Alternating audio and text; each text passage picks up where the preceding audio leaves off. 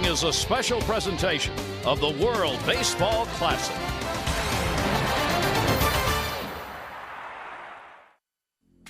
The dreaded win or you're out reality hangs in the air tonight over Miami. A loss tonight could end Italy and Puerto Rico's hopes of getting to San Francisco and playing for the 2013 World Baseball Classic hardware. Marco Metazzari's team Italy got off to a big start against the Dominicans yesterday thanks to a blast from their slugger, Chris Calabello. Mike Piazza's hitters, though, put up a 4 spot in the first, and then they were shut down after that. A win, it was just out of their reach. Now Team Italy's surprising fun-filled ride could be over. Puerto Rico's manager Edwin Rodriguez has stressed playing one day, one game at a time. That philosophy has worked to this point, but a great performance by U.S. starter Gio Gonzalez and the new Captain America David Wright were too much to overcome. Team Puerto Rico's veteran leaders have all been here before with their backs against the wall. Tonight they've got to hit. It's put up or be done next.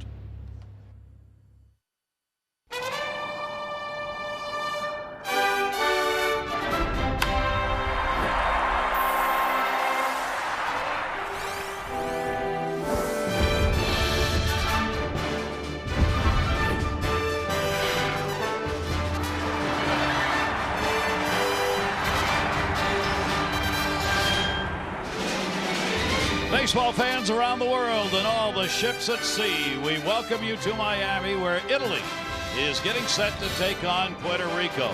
This is an elimination game in the World Baseball Classic. So tonight, one of these teams will end their run. The other gets to move on. Marlins Park is the site here in Pool 2.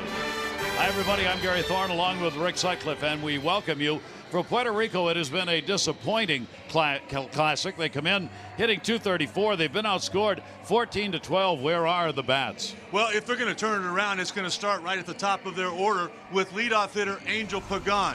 A lot like what he did for the San Francisco Giants is what they need now. He has an amazing ability to put himself in the scoring position. Last year with 38 doubles, 15 triples, and 29 stolen bases for San Francisco. That is exactly what Puerto Rico needs if they expect to get to San Francisco as a team.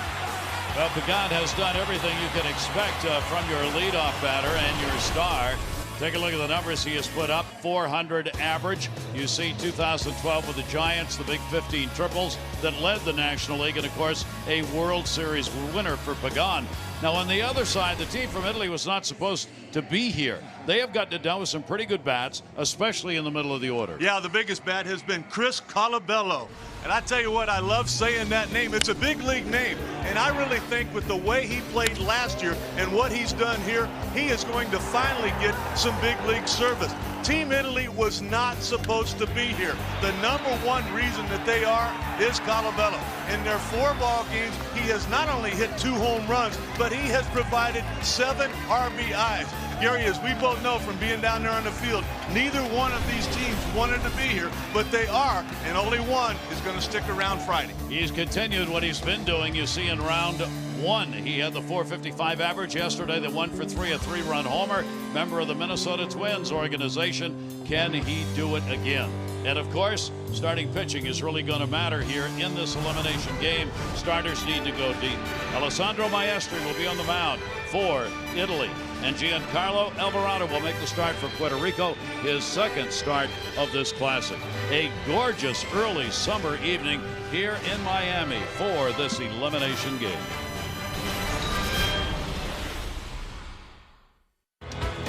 What a gorgeous sunset. You get to see a lot of that looking out through the outfield openings. You can see downtown Miami, and it is a gorgeous evening. Puerto Rico is going to be the home team tonight, so let's take a look at the visiting team from Italy's starting lineup in this ball game.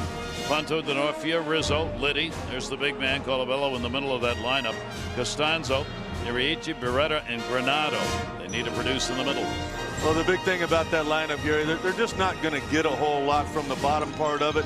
The big names that we know from games, Italy does not score in the first inning. Puerto Rico up. Pagan, Falou, Beltran, Molina, Aviles, Rios, Rivera, Gonzalez, and Rosario. Take a look at the numbers there. for Angel Pagan. The big change from last night is that Alec Rios has been dropped from the 4th spot to the 6th spot. He continues to struggle in his World Baseball Classic experiences. Pagan does not, as he stands in. Maestri on the mound, and the pitch to him will be taken for a strike. Pagan has been their leader in hits with 6. Big 400 batting average he's been able to put up.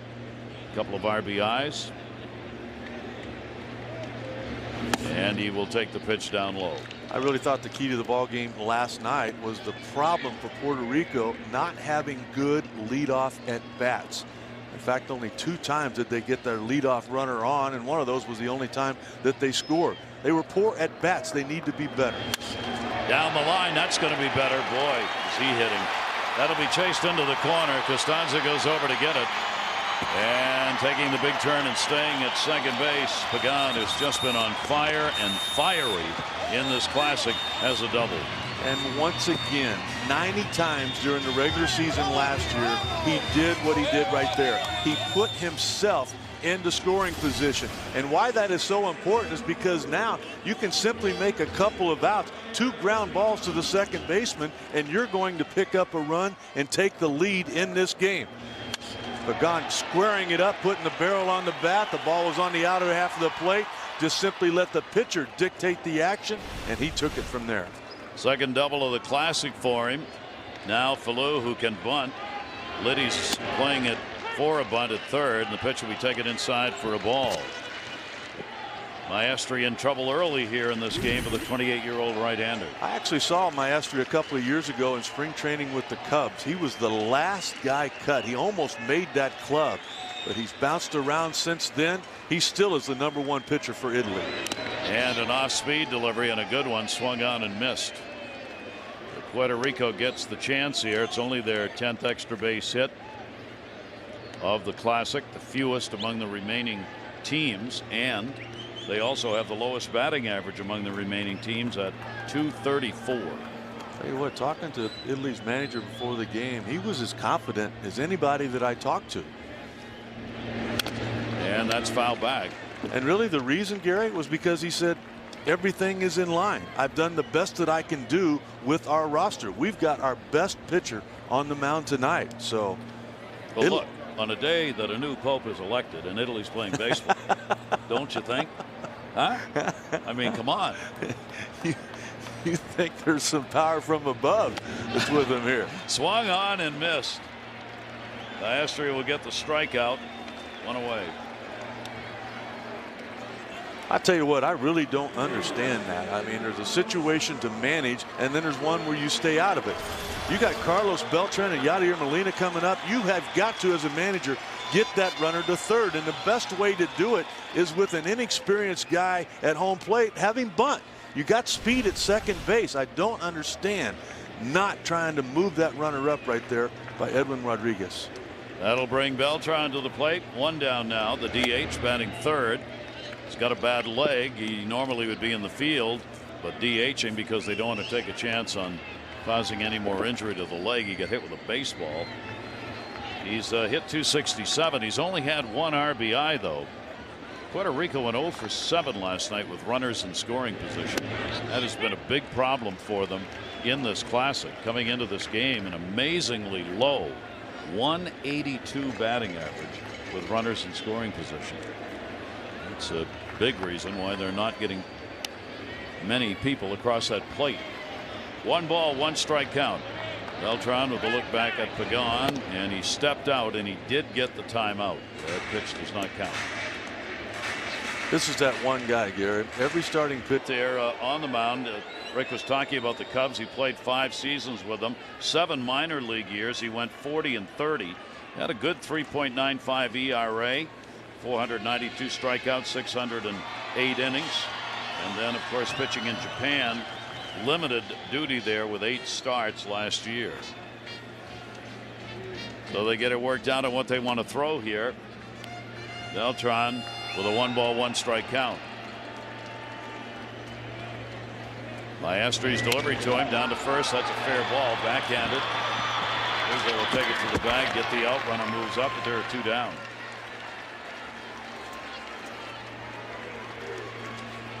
What an outstanding pitch here to get Carlos Beltran out. We're seeing more range that we've seen throughout the World Baseball Classic from Anthony Rizzo.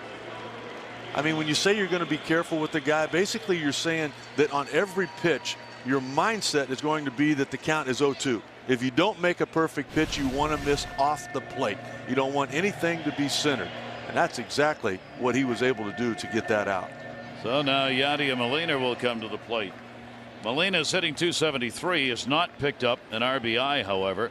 He's gone 3 for 11. All 3 hits have been singles. At third base now Pagan, but 2 down. Molina will take the pitch away for a ball. One of the things, Gary, that really turned Molina around a year ago when he was able to drive in 76 runs, hit 22 homers. In spots like this, his ability to use the opposite field, staying back, just trying to hit line drives to right field. Anything here to get that runner in. Foul tipped on the off-speed delivery, and that hurt Butera. Butera, the catcher, caught that one. Just off the end of the bat for Molina. Right off the right thigh of Drew Butera. Butera got to see a lot of things like that watching his father play. Of course, his dad Sal, a longtime big league catcher. Take a minute to regroup. 1 ball, 1 strike count. Maestri working out of the stretch here with an eye on Pagan at third base. And the 1-1 delivery is on the outside corner for a strike. He is working the plate here in this first inning. He's making some outstanding pitches. That experience is coming out. You're seeing why Team Italy was so confident. I'm just wondering what Edwin Rodriguez is thinking right now. Had he bunted, possibly Italy pulled the infield in on the ball hit by Beltran, it could have led to a big inning. 1 ball, 2 strike delivery on the way, and that one is chopped foul back into the net. Maestri with a start against Canada, first round, got the victory there. 1 run, 3 hits. He walked 1, had 3 strikeouts over 3 innings. It was a 14-4 win in that ball game. Now trying to do it again, keep Italy alive in this World Baseball Classic. 1 ball, 2 strike count. Yadier Molina. Outside, good stop made by Butera. That'll leave it up 2-2. I really think, Gary, there should be a statistic for catchers doing things like this in situations like that. Look at how he gets the top of his body. Watch how he tilts the top of his body so that it cannot go anywhere. He actually leans into it just to make sure that when that ball hits off his chest protector, it goes straight down and he can control it. And a ground ball towards third base should get him out of the inning. And it does. Liddy makes the play. Molina's retired. No runs, 1 hit, no errors, and 1 left on base. And Puerto Rico continues to struggle, trying to find that big hit to push a run across. We've completed 1 in our elimination game. No score. Well, you take a look at these 2 teams playing in this elimination game. Italy defeated Mexico, Canada, lost to the U.S., lost to the Dominican. Puerto Rico with a victory of Spain and Venezuela, then lost to the Dominican Republic. And a line drive, and it is knocked down. Whoa. Mike Avila's tagged that. But Maestri right there to knock it down and get the out. You know, when I saw that play right there, the first thing I thought of was Greg Maddux. Anytime that he pitches to the outer half of the plate with a right or a left-handed hitter, he knew that if he made a mistake with his location, it was probably coming back at him. And all of the Gold Gloves that he run, the tremendous plays that he made, he knew when he made a mistake with his location, that's when he needed to be more aware. That was outstanding there, knocking that ball down. So Aviles on his birthday is 0 for 1. He's celebrating his 32nd birthday on this 13th.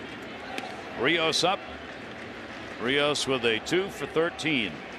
Rick mentioned how he's been dropped down in the lineup. He's not getting good at bats. And the strike taken, 0-2. You know what? For me, he had a terrible batting practice session.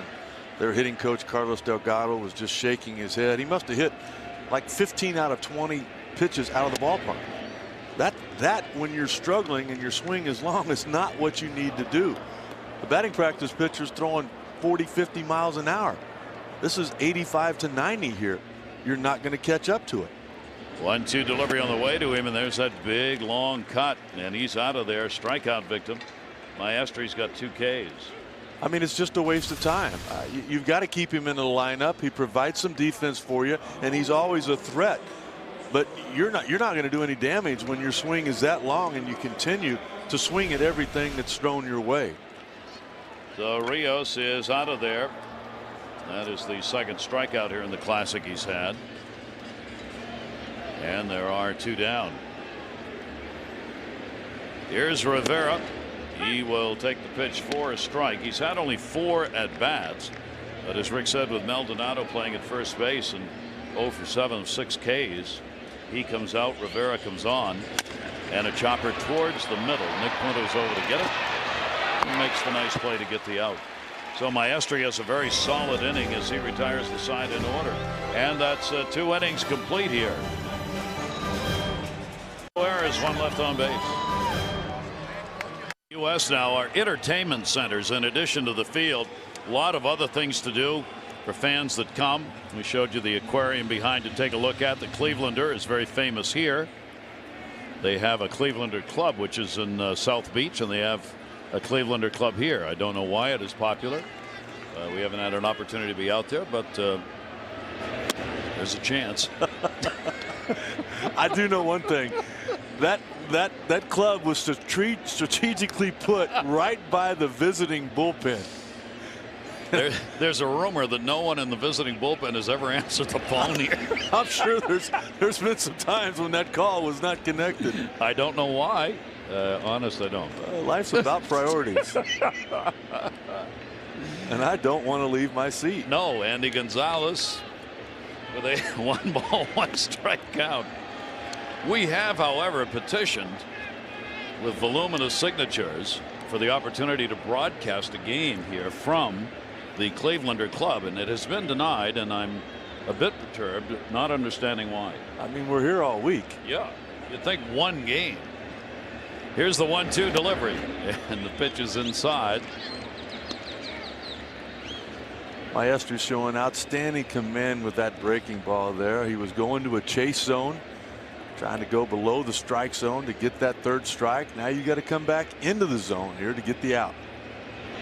Gonzalez had a reach for that. It'll go to 3rd. Liddy in the charge. Ooh, tough play at first base for Rizzo. That's right into the runner, and he makes the play. It's a good one. 1 down. Great shot from our blimp overhead, and MetLife blimp Snoopy 1 providing our coverage 1,500 feet in the air. MetLife blimp has provided the unique perspective for fans for over 25 years. Thrilled to be part of our baseball classic. Great shot of the skyline, which has really developed here in Miami. It's really a beautiful skyline, and this has become part of it. You can actually see this domed stadium from many parts of the city of Miami and even outside a bit. Man, I just think back to that old ballpark that we all played in. I mean, it seemed like every single night there was a rain delay, whether it was at 5 o'clock during batting practice or at 7:30 when the game started. And you know what, honestly, Gary, I think of the fans, how much more enjoyable it is here. There's so much more to do. As you've mentioned, the food is great. None of that was going on at the old place. No, it was tough. The old ballpark. It was a football stadium. Yep. Joe Robbie still is. They still play football there. Do they? Yeah. Eddie Rosario. Rosario, the number 9 hitter. A couple of hits and 8 at bats. So far in the ball game, Italy's had the chances. They have left 4 on in the first 3 innings. Puerto Rico got the opportunity in the first inning, stranding a runner at 3rd base. Maestri has settled down. He set the side down in order in the 2nd inning. And after that double by Pagan in the 1st, he retired the next 3 he faced there. Gary, I just love the adjustments that this young man's making on the mound out there. The command that he has, the late life to that fastball, nothing's overpowering, but it's a complete package. Plus, more than anything else, as we've seen with runners on base, the tougher the situation, normally the better the location from his stuff. Very confident. He really is. That's the number one thing he has going for him. 2-2 delivery on the way, and again a jam shot, and the count will remain at 2 balls and 2 strikes. Counting on Maestri to be able to pitch deep into this ball game. 80 pitches are allowed, of course, here in this round, and they're hoping he uses every one of them. Yep. This is their horse. 2-2 delivery on the way. The off-speed pitch again is going to be fouled off.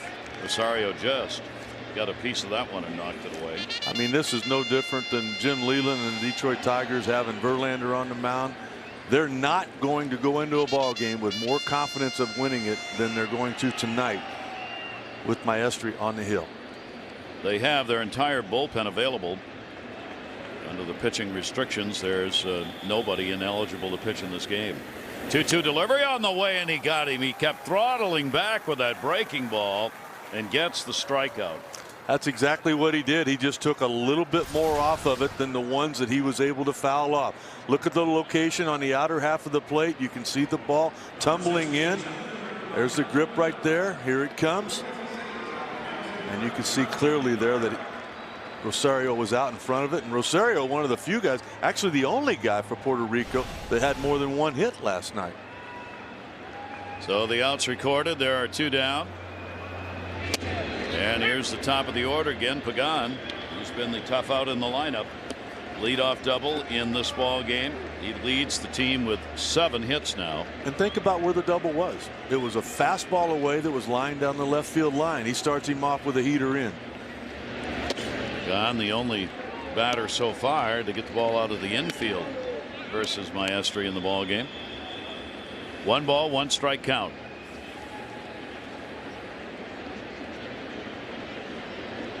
'28-year-old right-hander. Maestri with a 1-1. And again, just misses inside. So competitive, Pagan. Serious ball player. He's just always in the game, very focused.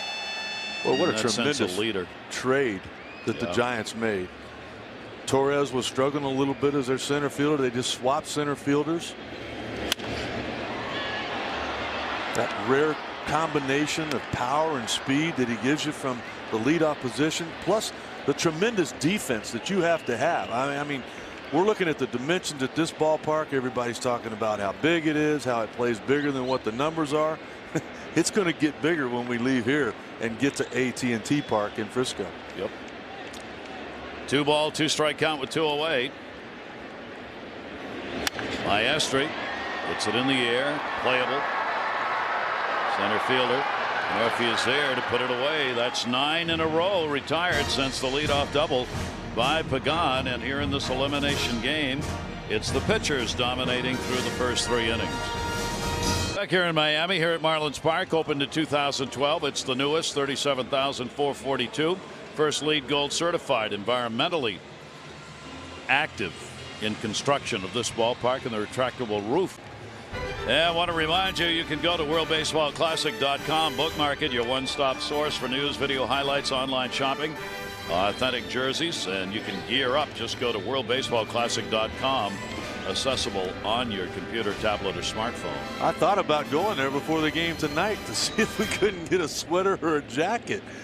Unseasonably cold here in Miami, even for this time of year. 74 degrees may not seem like cool, but the wind is fairly cool. It's been blowing in here tonight.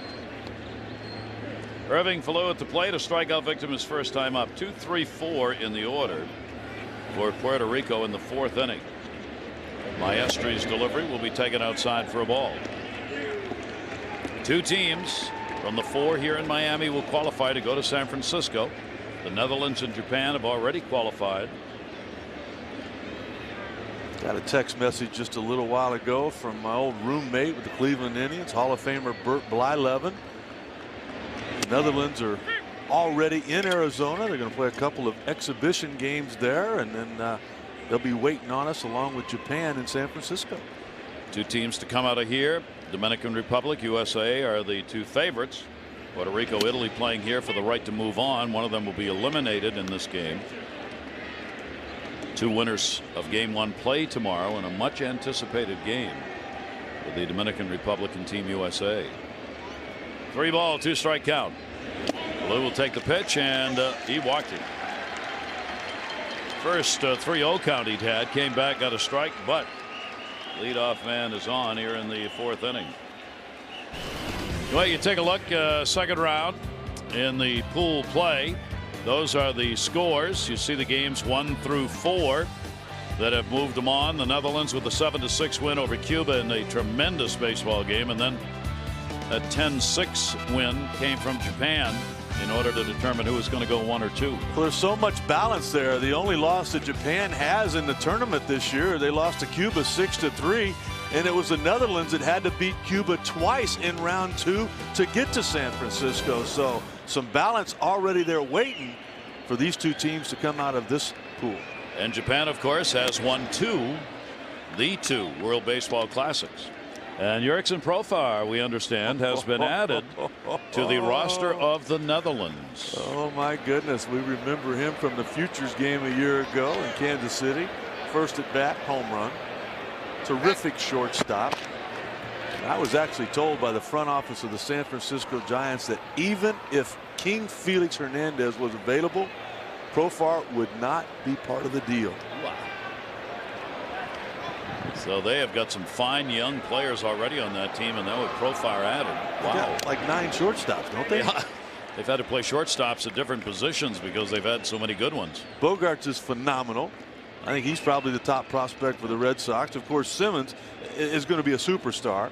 Jonathan Scope, who plays for the Orioles organization, is their future shortstop, they believe. Just waiting on an opportunity. Yeah. Of course, J.J. Hardy winning the Gold Glove a year ago. It's not going to happen this year.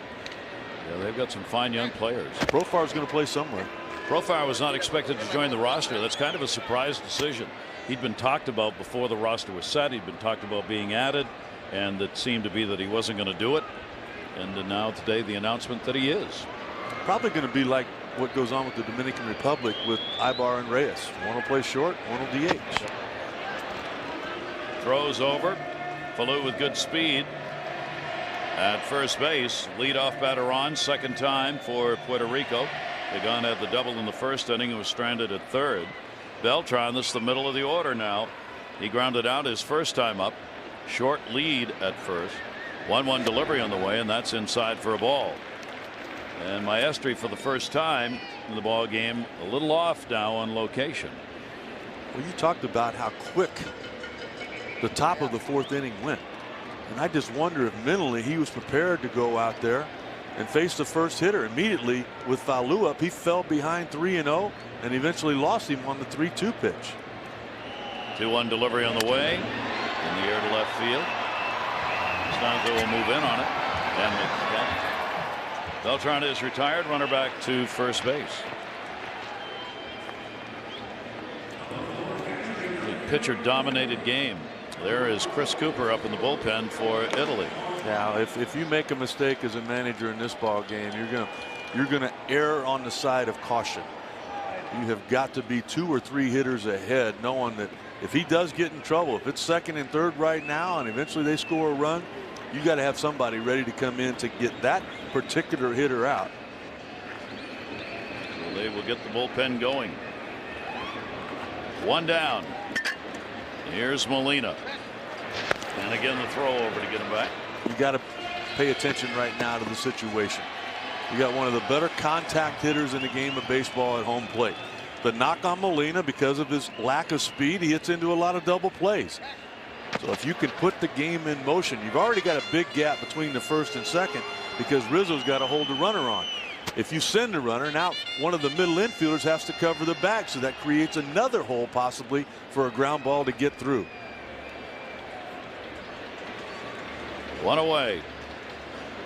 Falou has not extended that lead over there. And that's going to be a base hit into right field.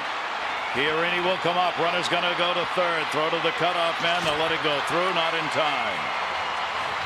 Molina gets the base hit. First and third, 1 down. Gary, one of my biggest knocks in baseball today. Everybody talks about setting up your infield defense to turn the double play. Why? As you look at the second baseman and the shortstop, look how close they are to the second base bag. Why is it so important to turn that double play? more so than getting the hitter out that's at home plate. If Nick Punto is at normal depth, if he's deep enough where he is with nobody on, he is able to get to that ball, and you're able to get an out. But they're so concerned with turning the double play. That's not the way you should set up your infield defense anymore, but I'm continuing to see teams make that mistake. So now, talk about how they want to deal with this. Aviles, the veteran, coming up, then Rios, who has not been hitting. Puerto Rican fans, first time to cheer on here. Well, see, take a look right now. Look at that. There's probably 10 to 15 feet behind Nick Punto where he normally is. Plus, he's probably about 10 feet more towards second base than normal. We know that with men on base, Molina's going to go to the right side of the field there. You are taking the percentages away from your team and creating an opportunity to lose this game. That will be hit. Number 2. The first one since Pagan's doubled. 2 for 17. Wow, runners in scoring position here in the round. A bouncer and a nice stop made by Butera.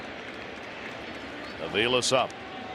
Well, we're seeing some tremendous catching here tonight. Of course, you're always going to get that with Yadier Molina, but Drew Butera all over that ball again, keeping Puerto Rico from taking an early lead.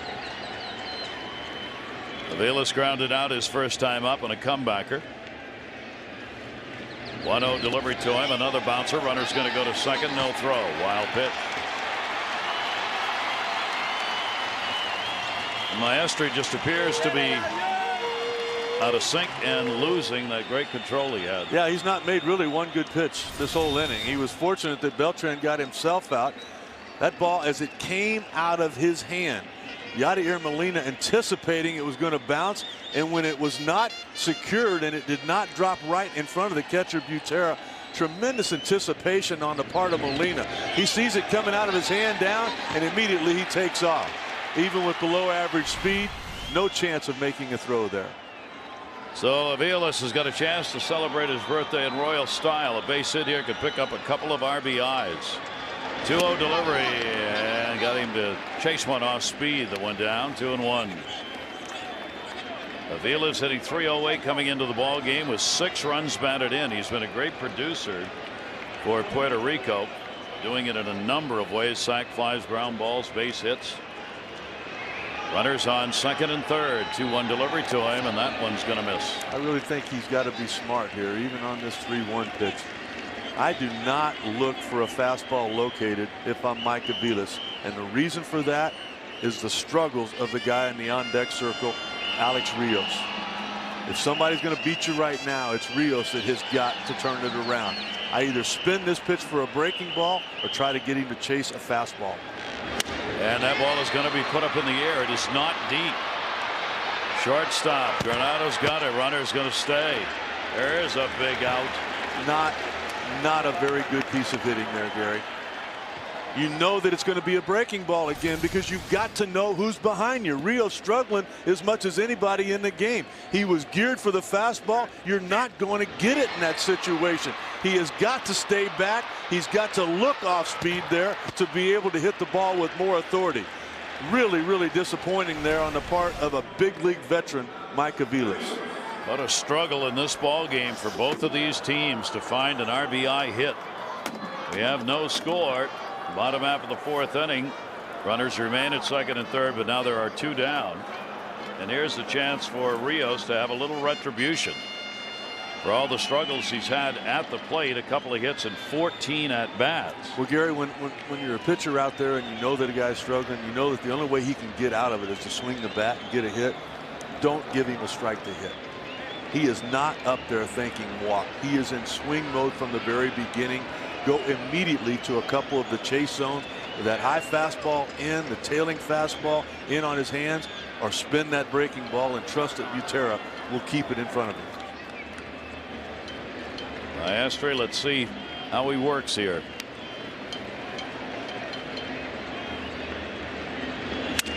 He got one off the fist that time. Granado's going to have to hurry. Good play to get him. Big league play right there on the part of Granado. Just an Italian league player, but you can see that brand of baseball continues to get better.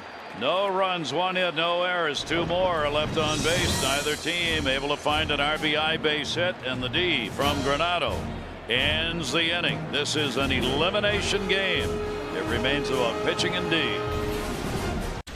Caught the strings. So now Puerto Rico's got to battle back. They've had opportunities in the game. 3 left on. Bottom half of the 5th inning. Rivera, Gonzalez, Rosario, 7, 8, 9 in the order. Gary, I tell you what I love about what Alessandro Maestri did after that long 21 inning half inning. Once it was over with, and a base hit. I mean, he basically sprinted to the mound. You normally only allowed 8 pitches in between innings, but if you get out there quick enough and they're not ready to start the inning, you can get as many as you need. And he got everything going. He was able to get ahead in that count. He just got beat on an 0-2 bloop base hit. So again, Puerto Rico gets the leadoff man on base. They've had the leadoff man on 3 times in 5 innings and have not been able to score. Maestri has thrown 61 pitches out of the 80 that he's allowed in the ball game. Andy Gonzalez grounded out his first time up, the third baseman. 3-6-0 for Italy, 0-3-1 for Puerto Rico. See if they can come right back here and answer with at least a run. Well, Gary, once again, I think they're making a mistake, particularly at second base. Isn't it more important right now to get the out and keep the tying run from coming to home plate? Again, they squeeze towards the middle on that cheating setup that shortstop and second baseman do. It's always been that way. It's always been that way. I remember when I was first coming up to the big league. Yeah, set it up for the double play. You know what? You can still turn the double play from normal depth on the right hit ball. But more than anything else, your range is better to get the guy out at home plate. This is exactly what got him here and almost broke the game open for Puerto Rico. Look at where Puerto is. I mean, he's absolutely got no range. He's got 1 step and a dive. If he's back another 10 feet, he can take 2 or 3 steps and along with that dive. And that one is going to miss just a little bit low. Maestri has done a masterful job out there. Count falls to 3 balls and 1 strike, though, and he's in danger right now of bringing a potential tying run to the plate. Well, he's in danger of giving up an extra base hit himself, because you got to figure it's going to be a fastball, it's going to be a strike, and you got to go get it. And he walked him. That is the second walk surrendered by the starter. 2 on, nobody out. So Puerto Rico's got a chance again. This copyrighted telecast presented by authority of the World Baseball Classic Inc. may not be reproduced or retransmitted in any form, and the accounts and descriptions of this game may not be disseminated without express written consent. And a visit to the mound. Well, he's not going to be taken out because it's the pitching coach, Bill Holmberg, that's coming out. And Bill's going to have some ideas, as he has had throughout this whole World Baseball Classic. It's he that has been the guy that orchestrated the game plan on how to get people out. It was his ideals that helped them in the first round when they beat Mexico, they beat Canada. They had a great ball game against USA. Then they lost by 1 run to the Dominican Republic. Another tight game right here, but a slow walk for a couple of reasons. 1, to give the bullpen time to get ready. 2, to gather his thoughts to give the pitcher an ideal as to how to get out of this. Bill Holmberg played baseball in Italy for 3 years. He has coached over there, still does, and is also the international scout for the Chicago Cubs. Tell you what, he knows pitching. He can evaluate and he can teach. Now do you bunt? Rosario squares. Runners stay at first and second base. Rosario, a strikeout victim, the only at bat he's had, 2 for 9 in the Classic. Puerto Rico's going to try and get these runners up. Well, Rizzo at first base is almost in the batter's box with him. He is charging, trying to get the out at third on a bunt. That's why you put it down that way. They got a chance at third, going to go and got it. That's what you want to do defensively, get the lead runner, and Maestri does. And I tell you what, this is what team defense is all about. This was a play that was put on from the manager here. He's going to charge at first base. So anything from the pitcher's mound to the first base side, Rizzo is going to have. After that, the pitcher has got to be able to get off and field anything from the pitcher's mound to the third base line. The third baseman, Liddy, there was not going to charge. He was going to the bag all of the way. And the reason you can do that, Gary, you have to know your personnel. And he knew that the pitcher was athletic and able to make that play. It's a huge call on the part of Team Italy, and a great play, of course, on the part of their pitcher. Big out recorded right there. Now we're going to get the pitching change. Runners on at first and second. They did get a big out, and they got an even bigger performance from Alessandro Maestri, who as a starter in this game has done everything that his team could have asked him. And I tell you, the thing I loved even more about his outing was how frustrated he was when he saw that the manager was coming out and to take him out of the ball game. He wanted more, and as a manager, you want that. He leaves with a chance to win. Just another outstanding performance from the starting pitcher tonight for Team Italy. Alex Maestri, 4 1/3, has not given up a run as of yet, and this is what I love here. I mean, he got the big out, he got what he needed. You can see the frustration. That's not showing anybody up. I guarantee you, as a manager, you love that. You don't want somebody that's waiting for you to come get him. Tremendous competitor right there. So Maestri will watch now and see if the bullpen can hold. 32-year-old left-hander Chris Cooper is coming on. Control pitcher. Almost a sellout for USA Puerto Rico. I don't think there'll be an empty seat tomorrow night. A lot of major league names in it. So Burgos gets the win with a great relief performance over 3 2/3 innings. Sweeney takes the loss. Fernando Cabrera will get the save, and Andy Gonzalez, the game-winning single that would come in the 8th inning of the ball game. And for Italia, a very disappointing 2 games, as they had a chance to win it but just could not find a way to preserve early leads. Well, as you looked at that box score, you're very rarely going to win when the number of runs that you scored matches the number of errors that you committed, and that was the downfall for Team Italy tonight. All right, that's going to do it from Miami for this one. We'll be back tomorrow as the USA and the Dominican Republic go at it. We hope you enjoyed it. For Rick Sutcliffe and all of our crew here at Marlins Park, I'm Gary Thorne. Adieu.